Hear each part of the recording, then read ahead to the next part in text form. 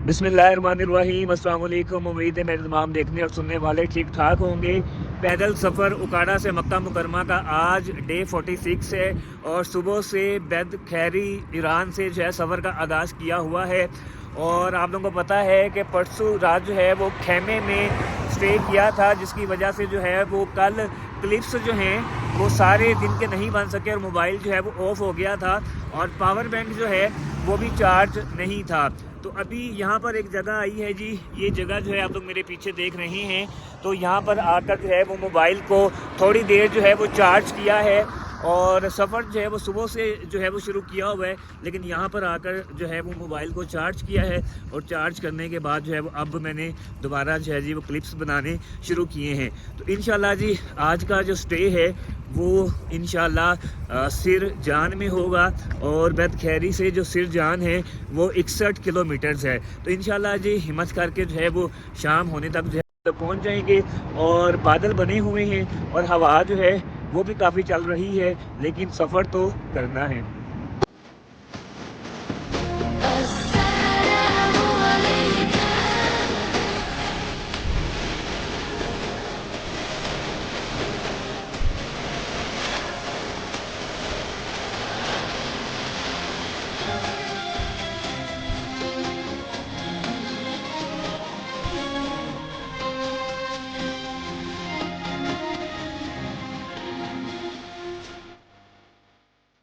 सफ़र जारी है और हवा इस वक्त ठंडी चल रही है। हाथ आप लोग समझें कि तकरीबन जो है वो ठंडे हुए हैं और आसपास के जो सीन है वो इस तरह से हैं जो कि एक तरह से ही रहते हैं।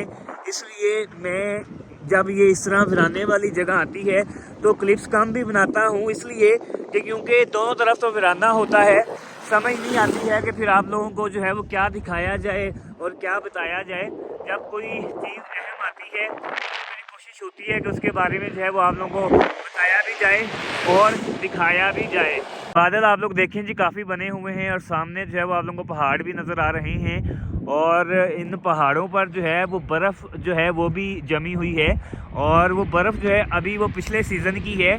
अभी इस सीज़न में यानी कि यहाँ पे अभी जो बर्फ़बारी है वो शुरू नहीं हुई है, लेकिन पिछले सीज़न की भी जो बर्फ़ है वो काफ़ी ज़्यादा है और जिसकी वजह से यानी कि सर्दी में भी इजाफा है। और ईरान में वैसे भी अभी मैं पाकिस्तान में ही था तो मुझे बताया गया था जी कि ईरान के अंदर जो हवाएं हैं वो बहुत ज़्यादा ठंडी चलती हैं और ये मैं भी आप लोगों को रोज़ाना बताता रहता हूँ कि हवा जो है वो बहुत ठंडी चल रही है।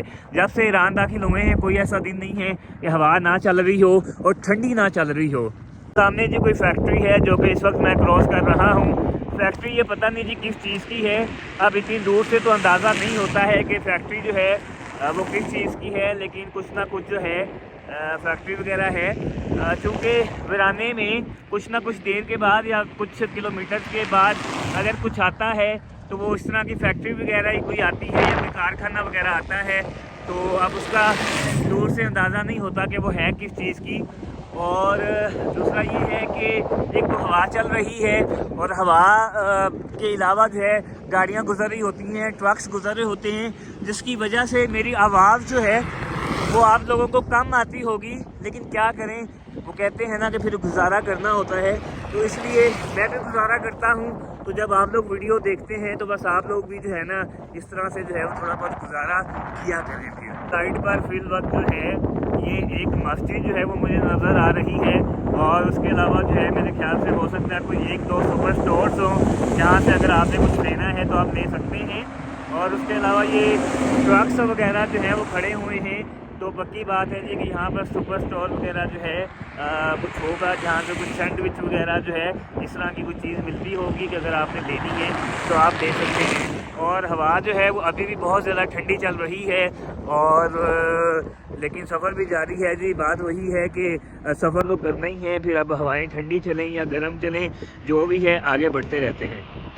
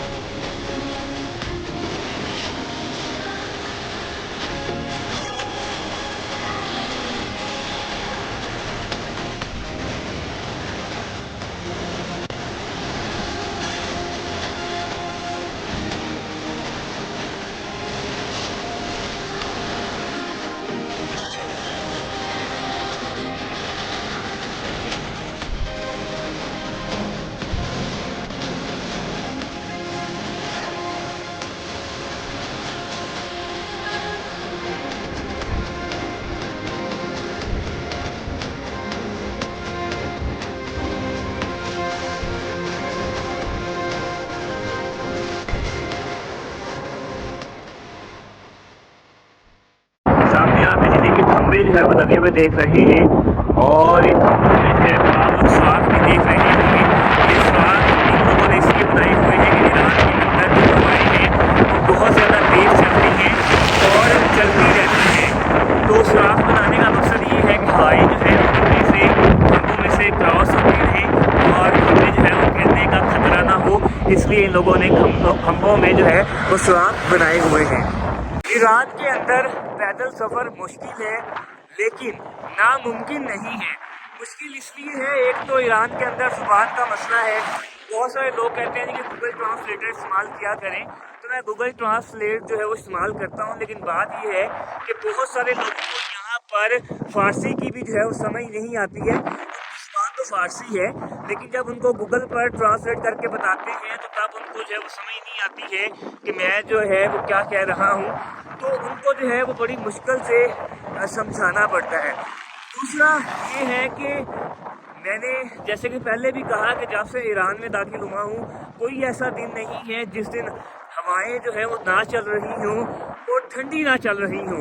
तो देखिए, जब हवाएं चल रही होती हैं तो बहुत ज़्यादा ठंडी चल रही होती है, तो तब सफ़र करना जो है वो मुश्किल हो जाता है, क्योंकि आपको सर्दी भी लग रही होती है और हवा की वजह से आपको ज़रा अपने आप को धकेल के जो है वो चलना पड़ता है, वरना हवा जो है वो आपको पीछे धकेल रही होती है। लेकिन आपने अपने आप को आगे धकेलना होता है, जैसे कि आगे की तरफ मैं सफ़र कर रहा हूँ। और फिर तीसरी बात ये है कि ईरान के अंदर जो आबादियाँ हैं वो बहुत दूर दूर तक है, जल्दी कोई आबादी नहीं आती है। आपको रात जो है वो स्टे करने का मसला जो है वो होता है, और अगर आप खेमा वगैरह भी लगा लें और आपके पास स्लीपिंग बैग भी हो, तो फिर भी जो है वो आपको सर्दी के हवाले से मसला होता है। तो खेमे में भी जो रात है गुजारना मुश्किल होता है।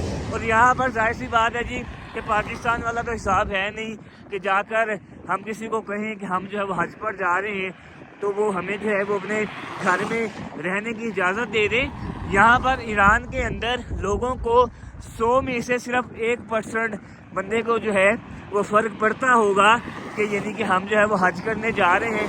वगरना अगर किसी को बता भी दे कि हम पैदल जो है वो हज पे जा रहे हैं, तो वो बस आगे से कहते हैं ओके, या वो आगे से कुछ भी नहीं कहते। आपको अपना होटल दिखाते हैं जी, जहाँ पर जो है वो आज स्टे किया है।